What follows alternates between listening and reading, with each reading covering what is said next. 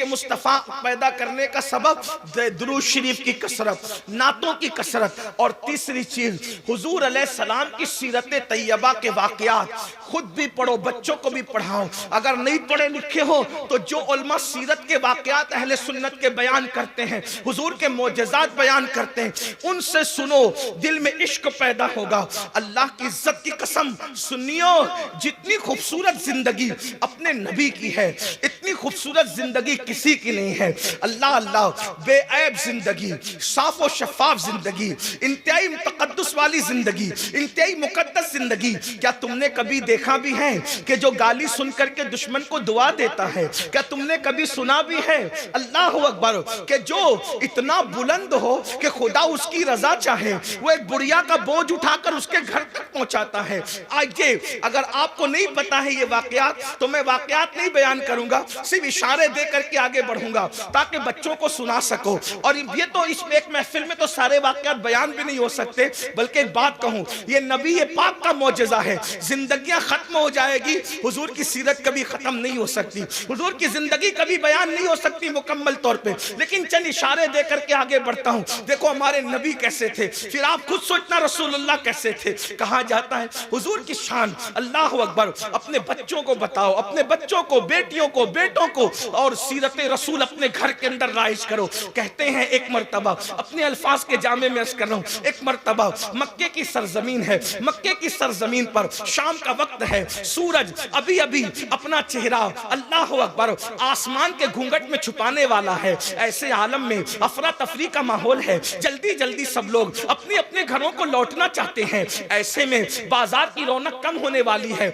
आजकल तो रात के 10-10, 11-11 बजे तक बाजार चलते हैं। बिजली का दौर है, बर्क का दौर है, तरक्की का दौर है, टेक्नोलॉजी का दौर है। उस जमाने में चिराग थे, और चिराग भी सबके घरों में नहीं जलते थे। उस जमाने में चिराग भी सिर्फ मालदारों के घर में जलते थे, बाजार में तो चिराग का तसव्वुर नहीं था। इधर आसमान का सूरज गुरूब होगा, उधर बाजार की रौनक खत्म हो जाएगी, इसलिए जल्दी जल्दी लोग अपने सामान को समेट रहे थे। मगर उस बाजार के अंदर, मक्कतुल मुकर्रमा के बाजार में, एक बुढ़िया थी जो कभी दाएं देखती, कभी बाएं देखती, कभी आगे देखती, कभी पीछे देखती। ऐसे वो देख रही थी जैसे किसी का इंतजार कर रही हो, जैसे वो किसी की मुंतजिर हो। ऐसे आलम में एक जवान मनमोहनी सूरत वाला, कालियां जुल्फों वाला, चमकते चेहरे वाला, ऐसी चमक उसके चेहरे में कि अल्लाह अकबर, जिससे तारीक दिल जगमगाने लगे। उस चमक वाली रंगत पे लाखों सलाम। नरगिसी आंखों का अल्लाह अकबर जोबन ये है, उठ गई जिस तरफ दम में दम आ गया।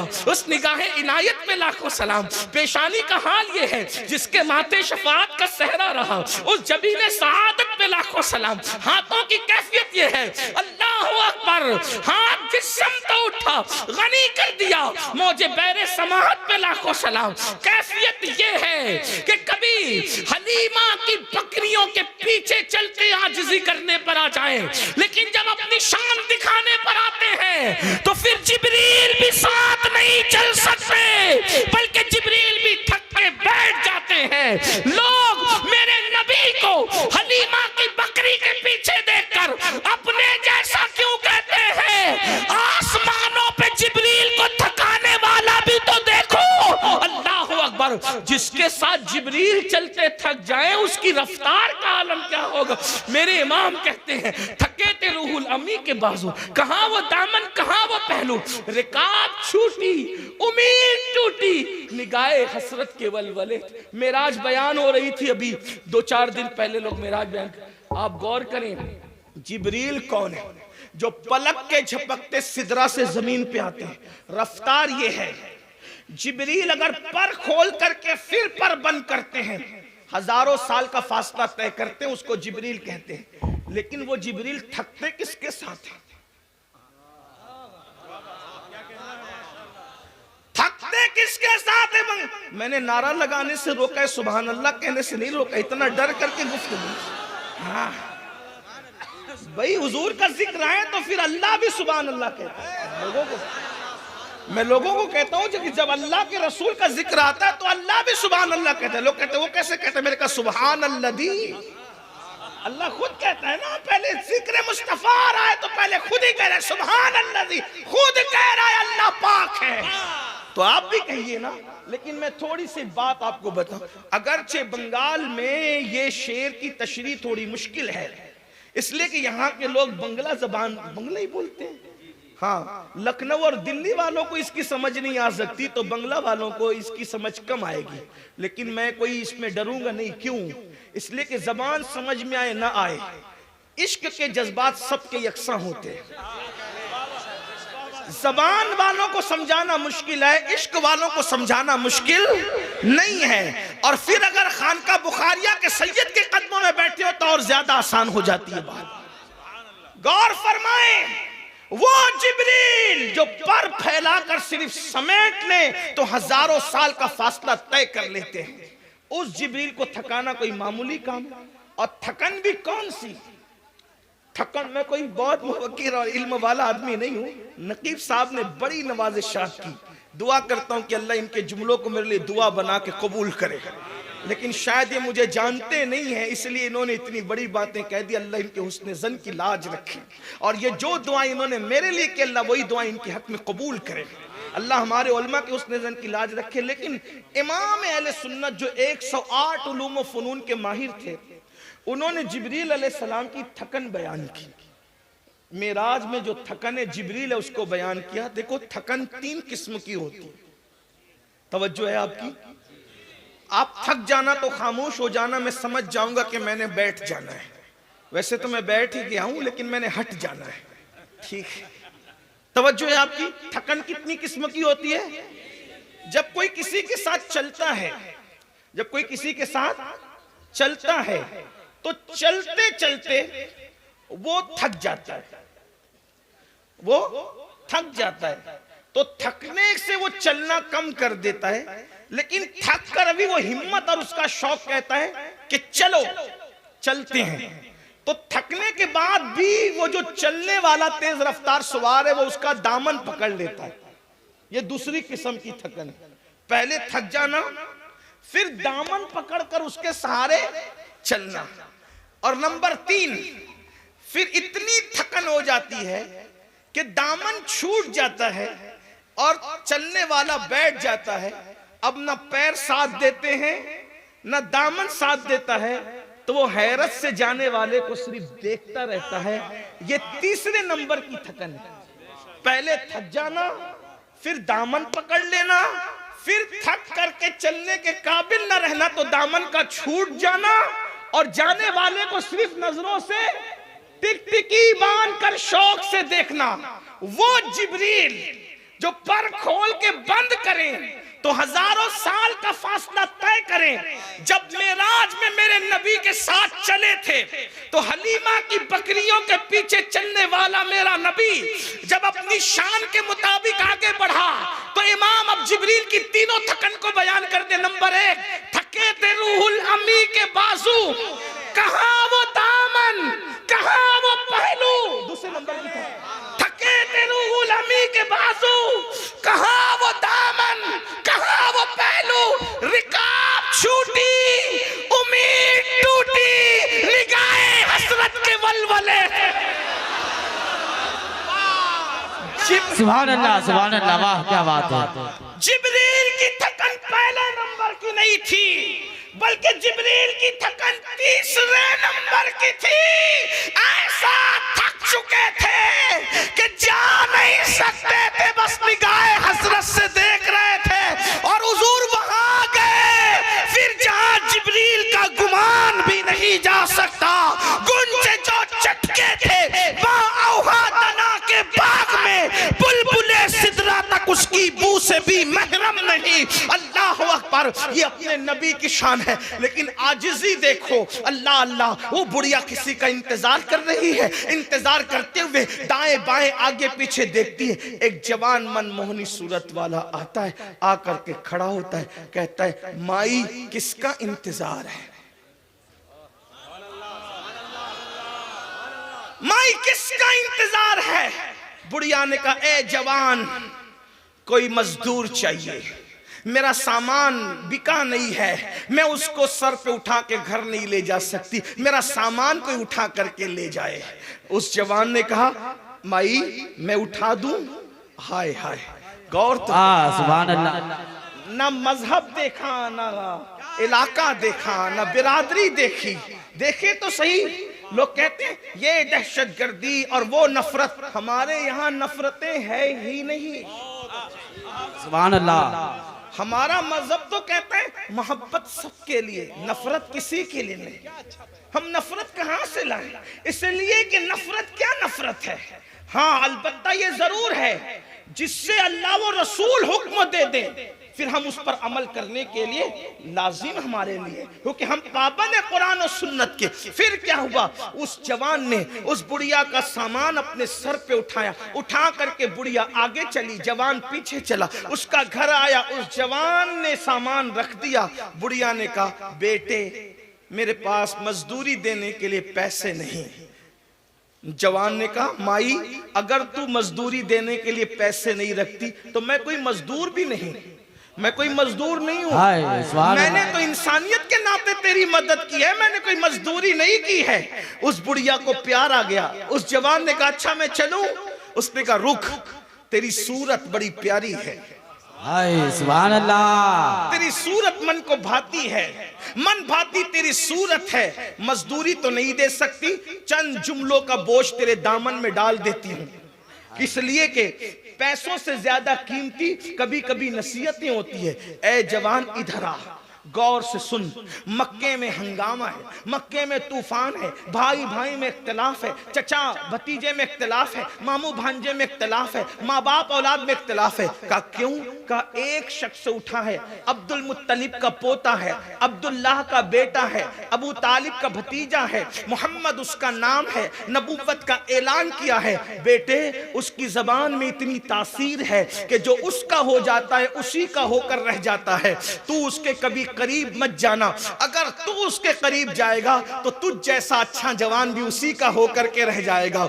आपने पूछा, माई क्या उस जवान को तूने देखा? मैंने अभी तक देखा नहीं, उसकी बात सुनी नहीं सुनी, लेकिन बस इतना सुन रखा है। देखो प्रोपेगेंडा कितना खतरनाक होता है। याद रखना, प्रोपेगेंडे को अपने किरदार से डैमेज करना जरूरी होता है, प्रोपेगेंडे को अपने किरदार से खत्म करना जरूरी होता है। और दुनिया जब प्रोपेगेंडा करती है तो फायदा हमको होता है। क्यों? ताकि हम अपने आप को बताएं कि हम कौन है। अगर दुनिया प्रोपेगेंडा कर रही तो करने दीजिए, अपने अखलाक से बताइए, किरदार से बताइए, सीरत मुस्तफा से बताइए हम कौन है। अल्लाह अकबर। आका ने क्या पूछा कि तू उसको सुन चुकी है? उसको देख, नहीं मैंने नहीं देखा। तो कहता है मगर तेरी सूरत प्यारी थी, मैंने चंद नसीहत के जुमले तेरे दामन में डाल दिए। बड़ी सादगी से मेरे मासूम ने कहा, बल्कि सैयदुल मासूमीन ने कहा कि माई तसव्वुर करो, जिस मोहम्मद की मुखालफत तुम कर रही हो, अगर वो मोहम्मद मैं ही हूं तो तुम्हारा रिएक्शन क्या कहोगी, तुम्हारा क्या अंदाज होगा? उस बुढ़िया ने कहा, अगर वो मोहम्मद तू ही है तो सारा मक्का झूठ बोल रहा है, तू सच्चा है, मैं कलमा पढ़ के मुसलमान। वाह सुभान अल्लाह, सुभान अल्लाह। बेशक ये अपना नबी। अल्लाह अकबर, अल्लाह अकबर। सब लोग जवाब दें,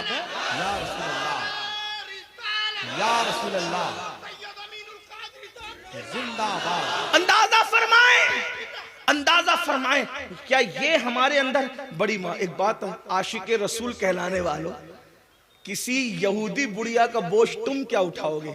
तुम तो अपनी माँ का बोझ उठाने के लिए तैयार, तुम तो अपने बाप का बोझ उठाने के लिए तैयार नहीं। बाप बीमार पड़ता है, उसको डांट कर कहते हो कितने पैसे तेरे पीछे खर्च करूं, क्या तेरे पीछे सब कुछ खर्च कर दूं? मुझे बताओ किस इश्क की हम बात करते हैं, किस मोहब्बत की बात करते हैं? सीरत मुस्तफा अपने बच्चों को पढ़ाना होगा, अपने बच्चों को पिलाना होगा। आइए सीरत के मजीद अब्वाब अब मैं आपके सामने क्या पेश कर सकूंगा, इसलिए मैं आपसे इतनी गुजारिश करता हूँ, हुजूर की जिंदगी बताओ। हुजूर बहुत खूबसूरत है, उनकी सीरत बड़ी खूबसूरत है। अल्लाह अकबर। देखो मैं आपको कहता हूँ, लोग कहते हैं ना कि वो तो दूध दोते थे। चले मैंने कहा अगर दूध दोने वाली सीरत ही तुम बयान करते हो, मैं भी बयान कर दूं। लोग क्या कहते हैं, सीरतुन नबी के जलसे में क्या कहते हैं, वो तो दूध दोते थे बकरी का, हमारी तरह थे। मैंने कहा चले दूध दोना तुझे याद है तो मैं भी तुझे बता दूं दूध कैसे दोते थे। मौलवी जी, हम किसी से नफरत की बात नहीं करते, लेकिन हिंदुस्तान के हालात ऐसे होने के बाद भी तुम ऐसी बकवास करते हो। कोई अपने नबी को भी छोटा बना के पेश करता है, कोई अपने कायद को भी छोटा बना के पेश करता। कलेमा पढ़ते हो या क्या करते हो? कलमा पढ़ाने का भी एहसान गया, जिसका कलमा पढ़ते हो। अरे जिससे बुखारी पढ़ी है उसको बहरुल उलूम कहते हो, और जिसका कलमा पढ़ते हो उसके बारे में कहते हो उन्हें तो आयशा का हारी नहीं पता था।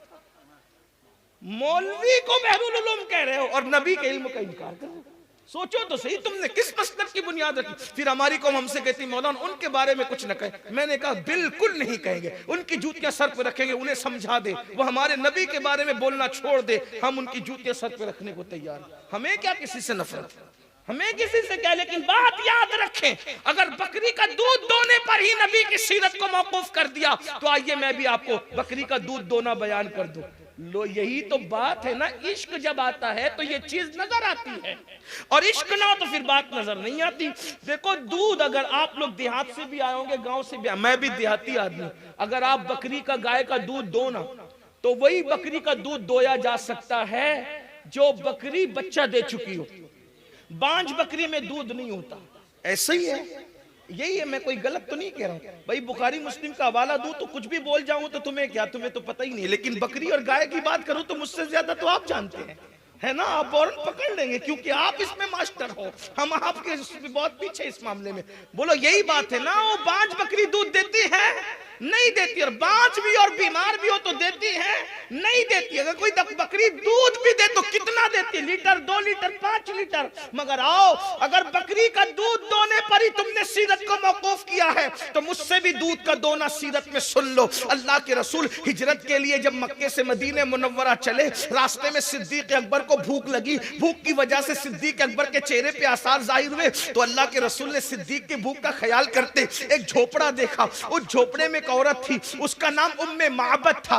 उम्मे माबद के पास सिद्दीक अकबर के साथ हुजूर गए और सिद्दीक अकबर से कहा अबू बकर इससे पूछो क्या ये कुछ खिला सकती है। हुजूर ने खुद नहीं कहा, हुजूर ने पूरी जिंदगी किसी से कुछ मांगा ही नहीं, लेकिन जब बात आई है कुछ पूछने की तो सिद्दीक अकबर को आगे किया। अबू बकर पूछो ये कुछ खिला सकती है। उम्मे माबद से सिद्दीक अकबर ने पूछा कुछ खिला पिला सकती हो? कहा घर में कुछ नहीं है और खिला सकती थी, मेरे पास बकरियां हैं लेकिन सारे बकरियां मेरी जो है जंगल जा चुकी हैं। ये एक बीमार बांझ बकरी पड़ी हुई है जो खड़े भी नहीं हो सकती है, इसलिए मैं कोई कुछ नहीं खिला सकती। तो सरकार ने सिद्दीक अकबर से कहा इसको बोल के यही बकरी हमें दे दे, हम इस बकरी से दूध निकालेंगे। तो उसने कहा मैंने कहा ना कि ये बांझ भी और बीमार भी है। तो उस वक्त सिद्दीक अकबर से सरकार ने कहा इसको बोल के दे दे। सिद्दीक अकबर ये नहीं कहते हुजूर बांझ बकरी दूध नहीं देती, बीमार बकरी दूध नहीं देती। सिद्दीक जानते थे ये जो कह देते वही हो जाता है। अल्लाह अकबर, अल्लाह अकबर। फिर मेरे आका ने कहा इससे बोल के बकरी दे दे। उसने बकरी उठाई, बीमार बकरी दे दी। आका ने बिस्मिल्लाह पढ़ के बकरी पे हाथ फेरा, बकरी उठकर खड़ी हो गई। खड़ी होने के बाद पानी मंगवाया, बर्तन मंगवाया, पानी लिया, हाथ जो बिस्मिल्लाह पढ़ के थन को लगाया। उम्मे माबद देख रही है, उम्मे माबद ये क्या हो रहा है। मेरी बकरी उठ के खड़ी हो गई, उसके थन भर गए। फिर उसके बाद हुजूर ने दूध दोना शुरू किया। एक बर्तन भरा का दूसरा ला, दूसरा भरा तीसरा ला, तीसरा भरा चौथा ला, चौथा भरा पांचवा ला।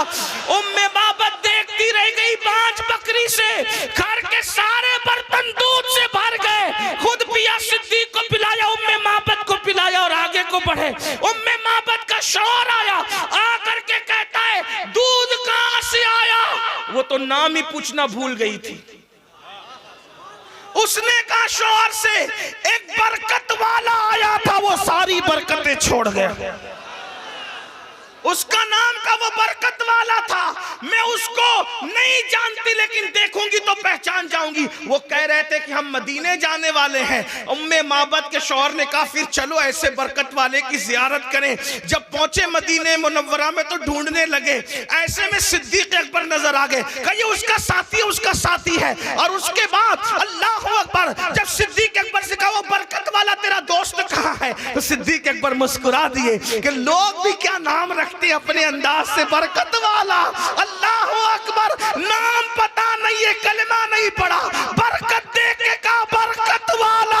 खुदा की कसम हमारा नबी इतनी बरकत वाला है जिसकी बरकत जमीन पर भी है, बरकत आसमान पर भी है। इमाम कहते हैं आसमां खान, जमी खान, जमाना मेहमान, साहिबे खाना लक़ब किसका है? तेरा तेरा। मैं तो मालिक ही कहूंगा कि वो मालिक के हबीब यानी महबूब मुहिब में नहीं, मेरा तेरा। जब दोनों पहुंचे तो तो सूरत देखकर उम्मे महबत के शौहर ने कहा, ये किसी झूठे का चेहरा नहीं है, ये सच्चे का चेहरा है। और दोनों कलेमा पढ़ के मुसलमान। बताओ ना बच्चों को, अल्लाह अल्लाह क्या हुजूर है। और ज्यादा पढ़ूं तो बस वक्त जाता है, बात एंड करना तो कहीं पड़ेगी। हुजूर की मोहब्बत अपने बच्चों को पिलाओ, हुजूर का इश्क। इश्क बहुत ताकतवर चीज है, इश्क में बहुत को। नंबर 2, बल्कि एक बात इस उन्वान पे आखिरी कह दूं, बच्चों की नमाज का एतबार नहीं है। तवज्जो है, बहुत बारीक बात। बच्चों की नमाज का एतबार नहीं, बच्चों के रोजे का एतबार नहीं, लेकिन अगर बच्चा भी आशिक़े रसूल बन जाए तो वो इश्क करके बुढ़ों से भी आगे निकल जाता है। बच्चे की नमाज बड़ों की नमाज की अहमियत नहीं पा सकती, बच्चों के रोजे बड़ों के रोजे की अहमियत नहीं पा सकते, लेकिन बच्चा अगर इश्क कर ले तो बुढ़े पीछे हो जाते हैं और वो आगे निकल। इश्क वो चीज है जो बूढ़ों से भी आगे निकाल दे। पढ़ देता हूं हदीस पाक। कहते हैं कि हुजूर अकरम सल्लल्लाहु अलैहि वसल्लम मदीने तैयबा में रहते थे। मदीने शरीफ में मखलूत मिक्स आबादी थी, मिक्स आबादी थी। यहूद भी रहते थे, ईसाई भी रहते थे, मुशरिकीन भी रहते थे, सहाबा भी, मोमिनीन भी रहते थे। एक यहूदी का छोटा सा बच्चा था। एक मर्तबा वो घर से निकल के कहीं जा रहा था, हुजूर पे नजर पड़ गई, अल्लाह के रसूल पे नजर, नन्ना सा बच्चा हुजूर पे नजर। पूछा कौन है? कहा ये हमारे नबी हैं। वो बच्चे को इश्क हो, हुजूर से इश्क हो, आका से मोहब्बत हो, और वो बच्चा यहूदी का होकर, देखो याद रखना ये अल्लाह की शान है, अगर चाहे तो यहूदी के बच्चे को इश्क दे दे, और अगर चाहे तो कलेमा पढ़ने वाले को भी इश्क से महरूम कर। अब्दुल्ला इब्ने उबई कलेमा पढ़ के बुढ़ा होकर भी हुजूर से इश्क नहीं करता था, कलेमा पढ़ के, है ना। रईसुल मुनाफिकीन जिसको कहते हैं, वो बदबख्त मुनाफिक के मुनाफिक रहा। अल्लाह अकबर। और यहूदी के बच्चे को इश्क मिल गया। वो आता जाता रहता, मस्जिद नबवी में हुजूर की खिदमत करता, कभी मिसवाक पेश करता, कभी पानी रख देता, वगैरह वगैरह। किसी ने उसके बाप को चुगली कर दी। चुगली क्या की कि देख तेरा बेटा तो मुसलमानों के पैगंबर के साथ उठने बैठने लगा है, और वो इश्क करता है, उनसे मोहब्बत करता है, उनसे प्यार करता है, और वो भी उससे प्यार करने लगे। तो यहूदी ने अपने बच्चे से कहा, अब तुम घर के बाहर नहीं जाना, तुम घर के बाहर नहीं जा सकते। रोक दिया और कहा कि तुम नहीं जा सकते घर के बाहर। वो रुक गया। तो हुजूर अलैहिस्सलाम को जब चंद दिन तक उसने नहीं देखा तो उसके दिल के इश्क की आग ऐसी भड़की कि हुजूर को न देखने की बुनियाद पर वो रोता रहता, और रोते रोते वो बीमार हो गया। यहूदी का छोटा सा बच्चा, 6-8 साल का बच्चा, चंद दिन तक आका को नहीं देखा, रोते रोते बीमार पड़ गया। आपसे पूछता हूं सुन्नियों, तुम तो और हम तो पैदाइशी मुसलमान हैं, कभी हुजूर के लिए भी हमें रोना आता है?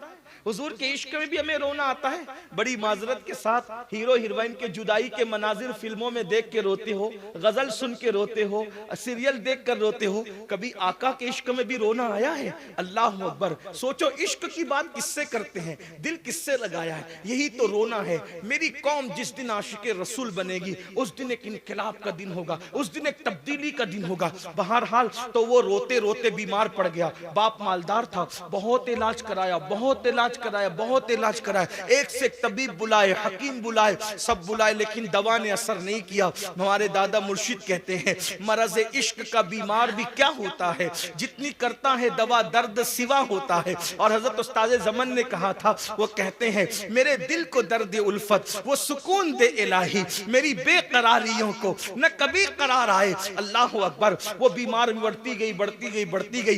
एक दिन वो बच्चा बिस्तर पे पड़ा था, मरने के करीब था। बाप बैठे बैठे उसको देख करके रो रहा था। बाप को रोता देखा, दिल नर्म देखा, तो नन्हे से बच्चे ने फायदा उठाकर कहा, बाबा बहुत दिन तक के अब मैं हयात नहीं रहूंगा बाबा मैं मर जाऊंगा बाबा, लेकिन एक चीज आपको जाते जाते कह के जाना चाहता हूं।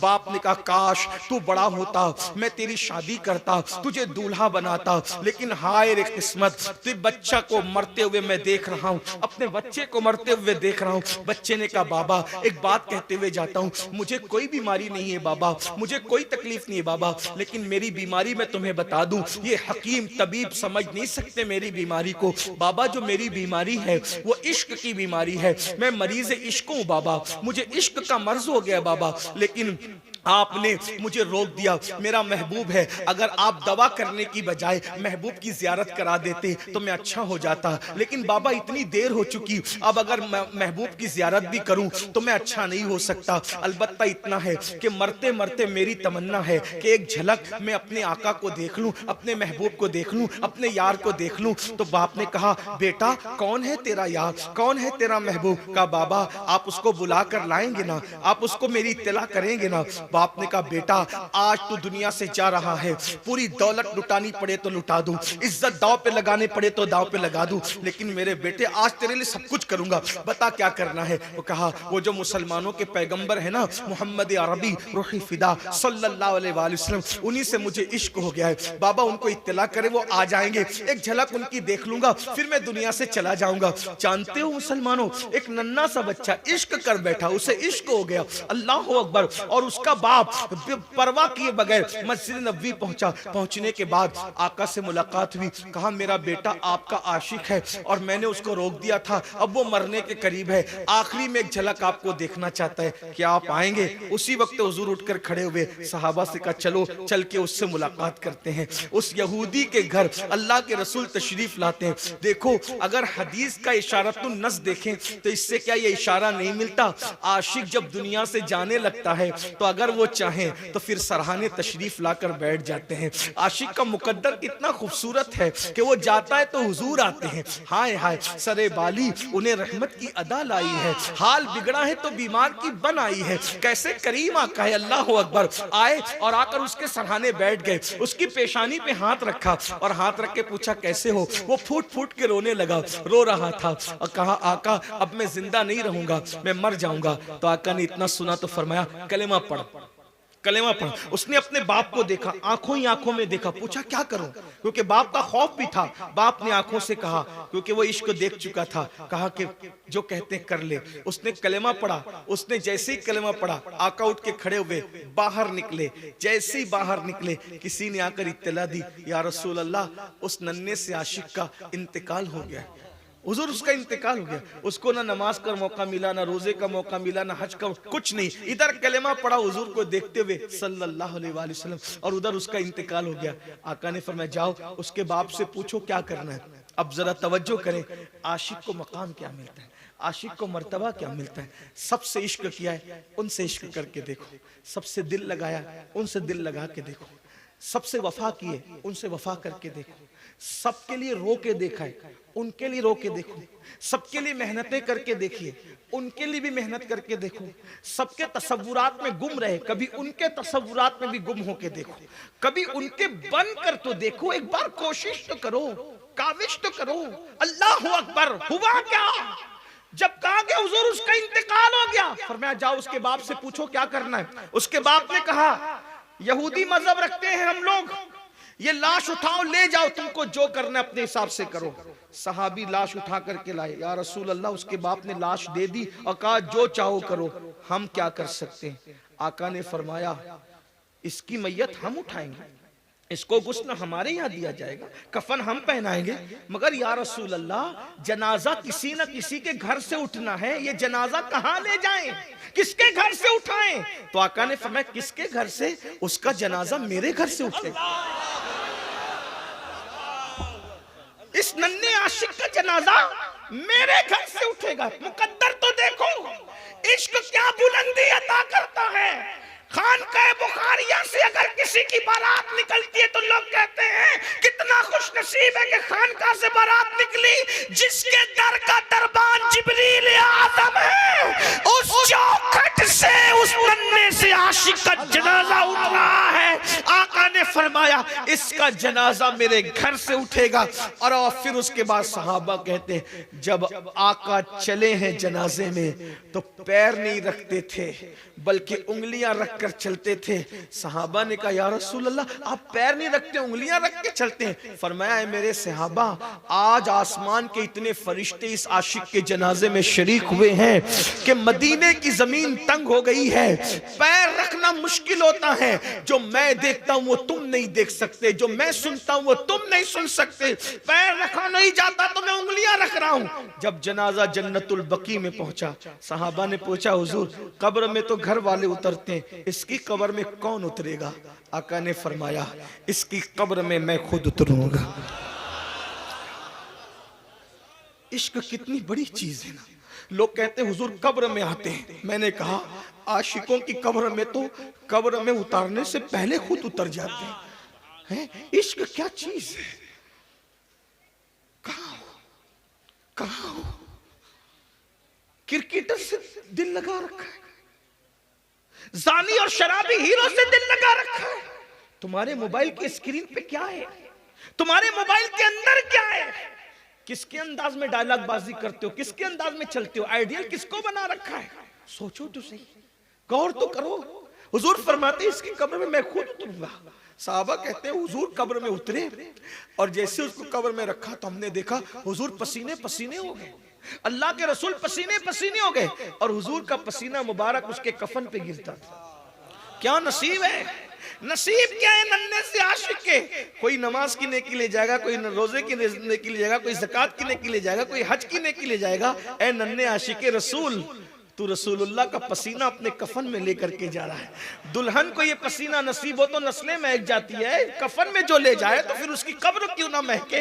और हुजूर जब पसीने पसीने हुए और जब बाहर निकले साहबा ने पूछा हमारे माँ बाप आप पे कुर्बान आका आप बहुत पसीने पसीने हो गए, कब्र में वजह क्या थी?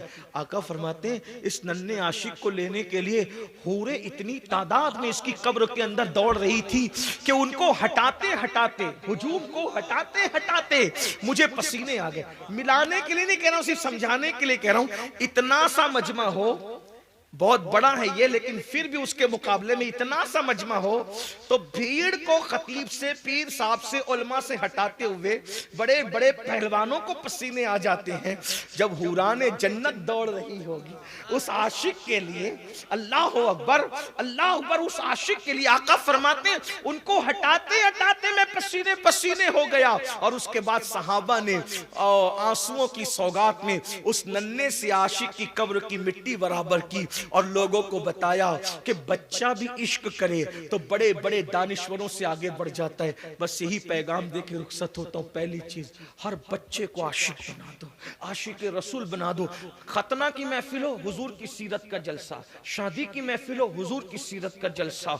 मैयत का मौका, हुजूर की सीरतुन नबी इतना पढ़ो, इतना पढ़ो, इतना आम करो कि सीरत सीरत सीरत, बच्चे बच्चे को सीरतुन नबी, मोजेजात नबी, खसाइल से नबी, फजाइल नबी पता चल जाए। लेकिन एक बात बड़ी माजरत से कहूं, बुरा मत मानना, तुम नहीं करोगे क्योंकि तुम्हें अपने बाप दादाओं की तारीफ ज्यादा पसंद।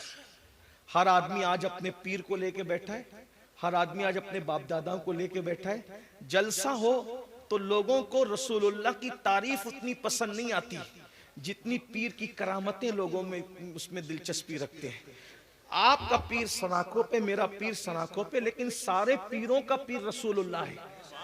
अगर लोग हुजूर से वाबस्ता रहेंगे तो पीरों के भी रहेंगे, अगर हुजूर से टूट गए तो ना किसी पीर के रहेंगे, ना किसी खानका के रहेंगे, ना किसी के मुरीद रहेंगे। इसलिए मेरी गुजारिश है सब पीरों की जिंदगी बयान करो, मना नहीं कर रहा हूं। लोग क्लिपे काट कर मुझे बदनाम कर, देखो पीरों की मुखालफत कर दी। मैं मुखालफत नहीं कर रहा हूं, बयान करो, मगर सबसे ज्यादा हुजूर को बयान करो, सबसे ज्यादा हुजूर को बयान करो। याद रखना, आपसे माजरत के साथ कहूं, मिलाद के जलसे में भी अब आपकी अगर सीरत बयान नहीं होगी तो हुजूर को मुंह क्या दिखाओ? मिलादुन नबी में भी सीरत बयान नहीं करते, हुजूर को क्या मुंह दिखाओगे? जिसके टुकड़े खा रहे हो, अगर उससे वफा ना करोगे तो किससे वफा करो? बहुत कम हमारे यहाँ सीरत बयान होती है, और होती भी है ना, बहुत माजरत। एक बात कहूं, चले छोड़े सारे जलसों को, मैं अपने जलसे की बात करूं। अगर हुजूर की शान में शेर पढ़ा जा रहा हो ना तो मजमे पे सन्नाटा होता है। शमीम फैजी जैसे शायर को कहना पड़ता है बोलो सुभान अल्लाह, शब्बीर बरकाती जैसे को कहना पड़ता है बोलो सुभान अल्लाह। लेकिन जब तुम्हारे पीर का नाम आता है ना तो तुम्हें सुभान अल्लाह कहने की जरूरत नहीं पड़ती। तुम इतना उछलते हो दो दो हाथ और पैसे भी लुटाते हो। और शायर पागल है, फिर वो हुजूर की जिंदगी पढ़ेगा। तल्ख हो तो माफ कर देना, हुजूर के नाम पे चुप रहते हो और पीर के नाम पे बोलते हो तो क्या है? किस इश्क़ रसूल की बात करते हो? सब फिर सराखों पे मैं मुखालिफ। वल्लाह अल्लाह की इज्जत की कसम किसी को टारगेट करके नहीं बोल रहा हूं, लेकिन एक बात कहता हूं, हमें तो हुक्म है कि सबसे ज्यादा हुजूर से मोहब्बत करो। हुजूर का नाम आता है तो तुम्हारी महफिल में सन्नाटा है, और अपने पीर का उस्ताद का बाप दादा का नाम आता है तो पैसे भी लुटाते हो, सुभान अल्लाह भी कहते हो, नारे भी लगाते हो। क्या मुंह दिखाओगे अल्लाह के रसूल को? बल्कि मैं तो कहता हूं अगर वो पीर जिसका जिक्र है वो सच्चा पीर है, वो भी कब्र में तड़पता होगा कि तू कर क्या रहा है। क्योंकि सारे पीर तो हुजूर से करीब करने आए थे, सारे मशाइख तो हुजूर से। क्या कर लिया तुमने, क्या कर लिया तुमने? इसलिए सबसे प्यार करो। मोहम्मद अली जौहर साहब ने बहुत अच्छी बात की। वो कहते हैं कि दुनिया में एहतराम के काबिल है जितने लोग, दुनिया में एहतराम के काबिल है जितने लोग, मैं सबको मानता हूं मगर मुस्तफा के बाद। मैं सबको मानता हूं मगर मुस्तफा के बाद। और मेरे इमाम ने तो कहा उन्हें जाना, उन्हें माना, न रखा गैर से काम। लिल्लाहिल हम्द, मैं दुनिया से मुसलमान गए। पीरों के नाम पे भी नारे लगना चाहिए, फकीरों के नाम पे भी नारे लगना चाहिए, लेकिन जब हुजूर का जिक्र आए तो हर आशिक रसूल खिल खिल जाना चाहिए और सबसे ज्यादा हुजूर की सीरत बयान होनी चाहिए। बहुत माजरत के साथ आज लोग मुर्तद ना होते अगर हमने हुजूर की जिंदगी पेश कर दी होती। हुजूर की जिंदगी कितनी पेश हुई है, खुद इसका अंदाजा करना घर जाके। तो पहली चीज आका फरमाते अपने नबी की मोहब्बत पिलाओ अपने बच्चों को, नबी की मोहब्बत सिखाओ। नंबर 2 अहले बैत की मोहब्बत। अहले बैत की, नबी की मोहब्बत सिखाओगे तो ईमान आएगा, अहले बैत की मोहब्बत सिखाओगे तो ईमान बचेगा। और वो अहलुल बैत जो दुनिया से चले गए उनकी भी मोहब्बत, और जो जमीन पे मौजूद है उनकी भी। इस मामले में आला हजरत ने बड़ा किरदार अदा किया। नबी और आले नबी की मोहब्बत जो पिलाई है, अल्लाह अकबर।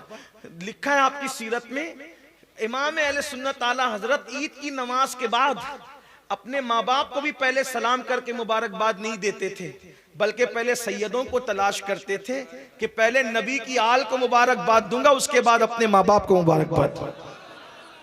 और आला हजरत के वालिद और जो उनके उस्ताद भी हैं, अल्लामा नकी अली खान रहमतुल्लाह अलैह अपनी किताब तफसीर अलम नशरा में लिखते हैं कि अल्लाह के रसूल ने फरमाया, ध्यान से सुनना इस हदीस को, अल्लाह के रसूल ने फरमाया कि जो मेरी औलाद को आता देखकर उनकी ताजीम के लिए उठकर खड़ा ना हो। अल्लामा नकी अली खान अपनी किताब में लिख रहे हैं हदीस पाक, जो मेरी औलाद को देखकर उनकी ताजीम के लिए उठकर खड़ा ना हो, अल्लाह उसको लाइलाज बीमारी में मुब्तला कर देगा। अल्लाह उसको लाइलाज बीमारी में मुब्तला। औलाद रसूल इमाम हसन, इमाम हुसैन, सैयदा पाक, मौला अली, गौसे पाक, गरीब नवाज, सब सादात की अहले बैत की मोहब्बत अपनी औलाद को पिलाओ। लेकिन एक बात, अहले बैत की मोहब्बत की आड़ में सहाबा की गुस्ताखी न करना। अहले बैत की मोहब्बत उसी वक्त काम आएगी जब ताज़ीम खुलफाए राशिदीन के साथ, ताज़ीम असहाब के साथ होगी, इसका ख्याल करना। एक आखिरी बात अर्ज कर दूं इस सिलसिले में, लोग अहलुल बैत के लिए कुछ छोटा दिल रखते बाज लोग, और जब महफिल में नारे हैदरी लगता है तो उनको ऐसा लगता है कि क्या हो रहा है, क्या हो रहा है, ये लोग राफजी तो नहीं हो गए। मैं कहता हूं अली अली करने से कोई थोड़ी राफजी होता है, सहाबा की गुस्ताखी करने से राफजी होता है। बल्कि आका ने फरमाया जिक्र अली जुन इबादत, अली का जिक्र इबादत है। लेकिन फिर कहता हूं जिक्र अली करो मगर ताज़ीम सहाबा के साथ, खुलफाए राशिदीन के एहतराम के साथ, इसका ख्याल करना। कुछ लोग ये भी कहते हैं अरे वो फलां खानका के लोग सैयद नहीं है, वो फलां, ये आजकल ये बड़ा तमाशा चला हुआ है। नसब पर तान करना एतराज का। आपके पास क्या तहकीक है? इस पर एक बात कहना चाहता हूं, सिर्फ एक बात। जो कह देना मैं सैयद हूं, मान लो, अगर वो झूठा है तो हुजूर की शफाअत से खुद ही महरूम रहेगा, जहन्नम का कुत्ता खुद ही बनेगा। आप अपनी जिम्मेदारी पूरी कर लें, आपको तहकीक करने की जरूरत नहीं। हाँ, लेकिन कोई वाकई आपके सामने ही बनाओ, आपके पास सबूत मौजूद हो, फिर उसे न मानो। इस सिलसिले में सिर्फ एक बात अर्ज करके बात पूरी करता हूं, ध्यान से सुनो। कुछ लोग तो ये भी कहने लगे कि हिंदुस्तान में कोई सैयद नहीं है। कुछ लोग इतने गंदे जुमले भी अभी आ गए हैं कि हिंदुस्तान में गरीब नवाज के सिवा कोई सैयद नहीं। महबूब इलाही फिर कौन है? मखदूम अशरफ जहांगीर सिमनानी कौन है? साबिर कलियर कौन है? आप बताएं तो सही। सरकार बख्तियार काकी कौन है? सरकार बंदा नवाज के सुदरास कौन है? लेकिन बात याद रखना, जुमला तल्ख हो तो माफ कर देना, असल में नबी की आल की तौहीन और गुस्ताखी वही करते हैं जिनकी मां नेक नहीं होती।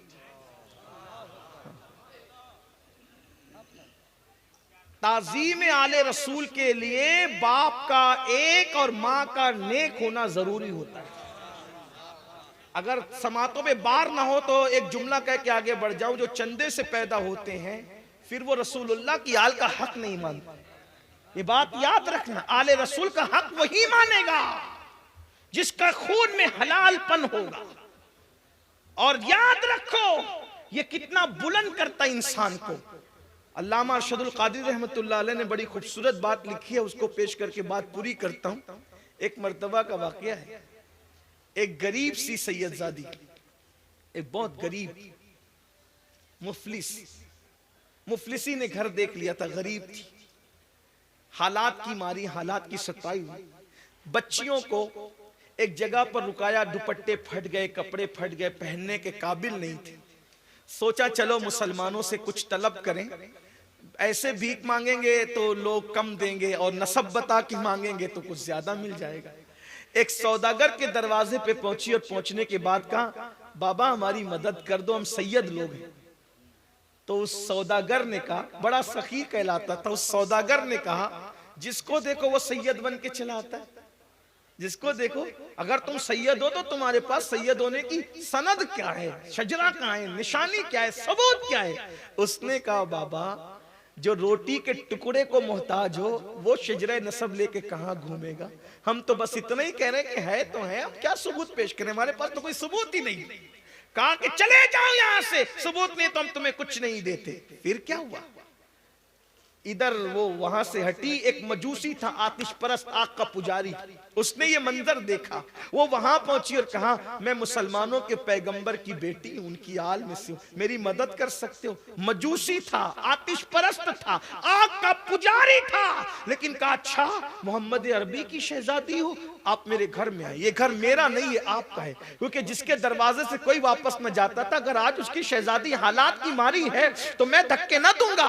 ये घर आपका है, मैं आपका गुलाम हूं, मेरी बीवी आपकी कनीज है। और खुद की बीवी को भेजा कि जाओ उनकी शहजादियों को ले आओ, कपड़े दिए, खाना दिया, कमरा दिया, इसी में रहो, ये आपका घर है। अल्लाह अकबर। रात हुई, वो सौदागर कलेमा पढ़ने वाला सोया, क्या देखा? मैदान महशर बपा है, जन्नती जन्नत में जा रहे हैं, जहन्नमी जहन्नम में जा रहे हैं। तो हुजूर शफात कर कर के जन्नतियों को जन्नत में भेज रहे हैं। ये जनाब सौदागर साहब भी आए और आने के बाद कहने लगे, हुजूर मैं भी तो उम्मती हूं ना आपका, मेरी भी शफात करें।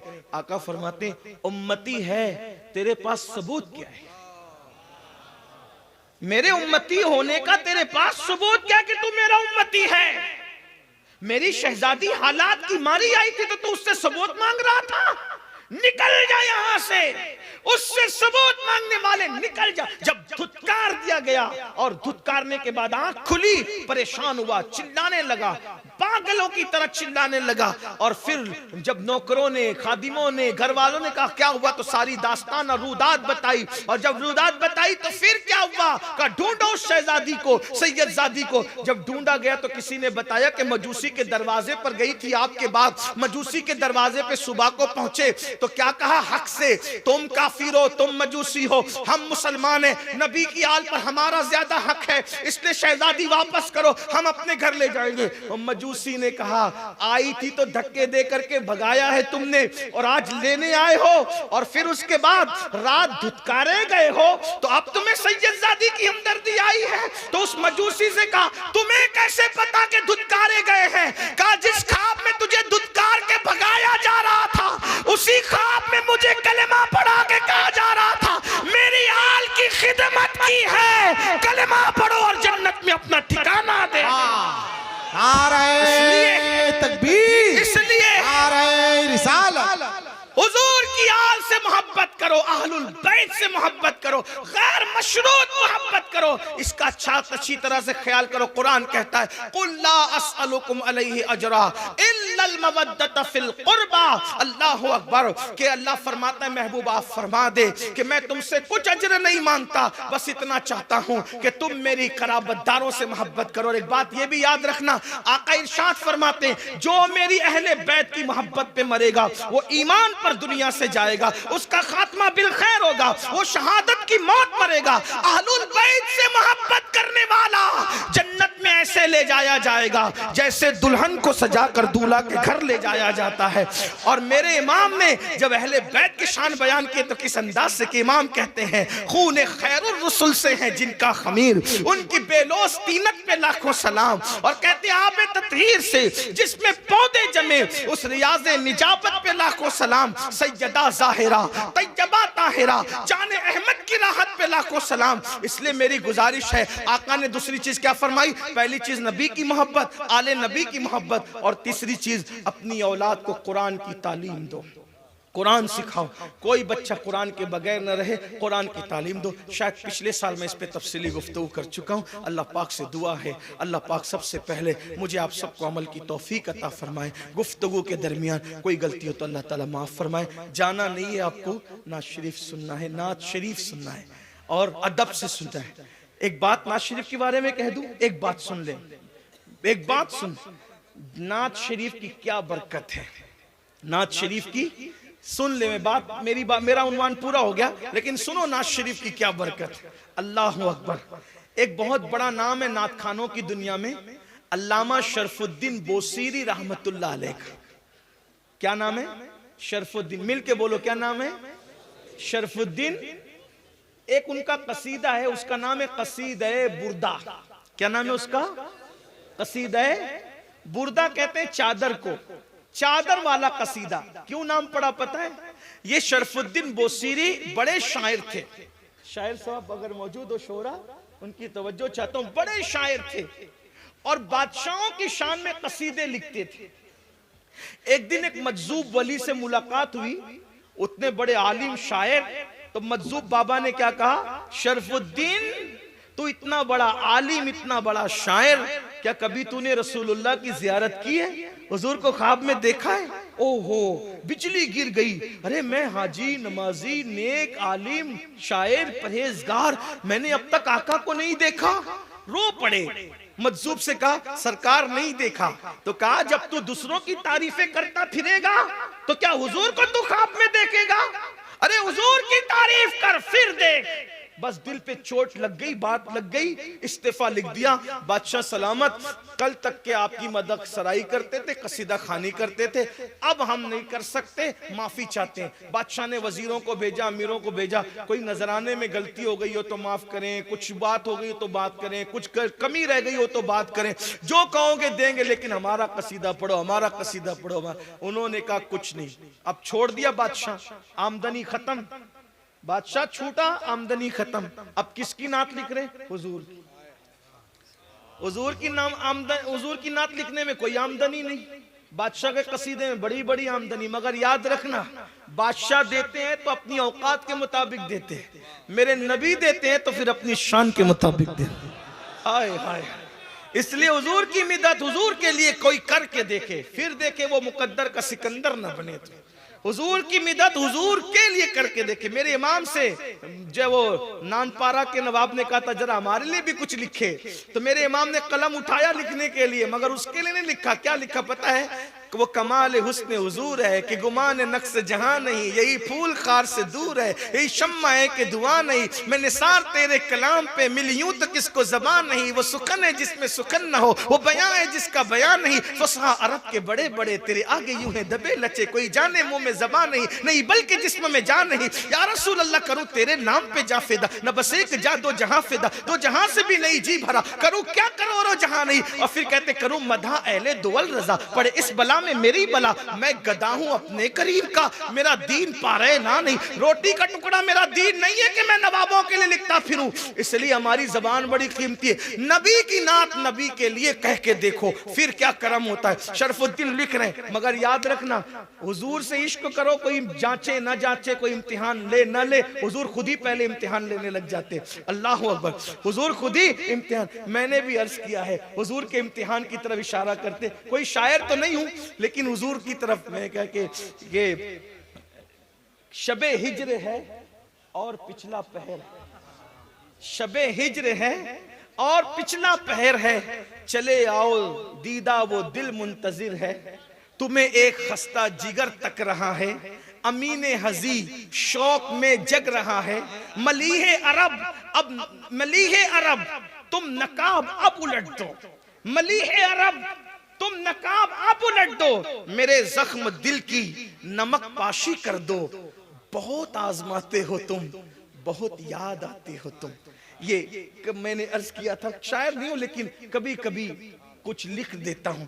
एक बात अर्ज की थी कि काश आंखों में मुझको रख लेते, काश आंखों में मुझको रख लेते, सुरमए चश्म बन गया होता, देखकर मुझको जीनतें करते, देखकर मुझको जीनतें करते, आईना उनका बन गया होता,